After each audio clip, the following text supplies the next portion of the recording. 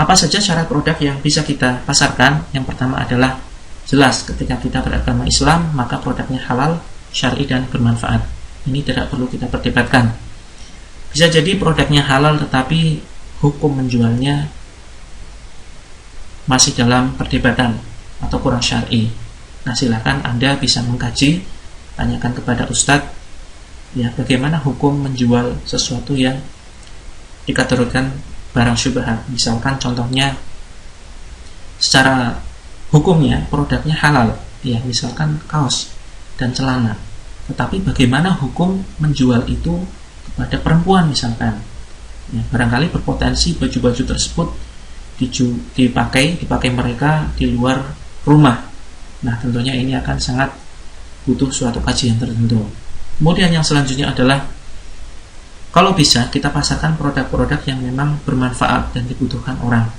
Apakah ada produk yang tidak bermanfaat dan tidak dibutuhkan? Tentu banyak ya, yaitu produk yang mengajarkan gaya hidup hedonisme misalkan, gaya hidup glamor dan lain sebagainya. Akan sangat bermanfaat bagi kita dan orang lain apabila kita memasarkan produk-produk yang memberikan nilai tambah bagi mereka. Misalkan produk kesehatan, produk perawatan tubuh dan lain sebagainya.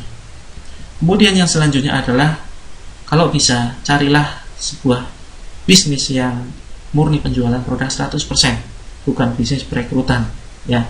Karena banyak sekali dalam tanda petik bisnis yang mereka mengaku bahwa mengklaim bahwa bisnis mereka adalah murni bisnis, padahal bisnisnya adalah perekrutan.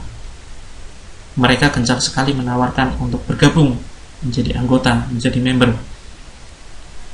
Dari mana penghasilan mereka? Mereka dibayar dari banyaknya orang yang bergabung. Ya, itulah bisnis mereka. Setiap ada satu orang yang bergabung, maka mereka akan mendapatkan penghasilan. Maka hindarilah bisnis semacam ini. Carilah bisnis yang murni penjualan produk 100%. Kemudian cari juga ya modalnya kecil, kemudian risikonya kecil dan memberikan potensi keuntungan yang besar. Ini juga banyak bisa kita temui di pasaran. Selanjutnya, carilah bisnis yang produknya kira-kira bisa menjangkau seluruh dunia. Ini biasanya produknya kecil dan padat, bukan berupa cairan. Tidak kemudian kita memasarkan lemari yang ukurannya cukup besar atau kasur dan lain sebagainya. Selanjutnya, produknya unik dan nyata dibutuhkan banyak orang. Sifatnya habis pakai dan ada potensi repeat order. Ini juga perlu kita antisipasi di awal ya, kita perlu pertimbangkan produk yang akan kita pasarkan. Produknya memang benar-benar unik dan nyata. Artinya tidak banyak tersedia di pasar tetapi dibutuhkan banyak orang. Sifatnya habis pakai dan ada potensi repeat order. Artinya ketika mereka membeli produk kita, kemudian karena butuh, ketika habis mereka akan beli lagi. Kemudian selanjutnya carilah bisnis yang ada pelatihan online maupun offline-nya, full support system. Ini penting untuk kita pertimbangkan di awal, karena ketika kita suatu saat mengalami kesulitan dalam menjual suatu produk, kita bisa tanyakan melalui pelatihan tersebut.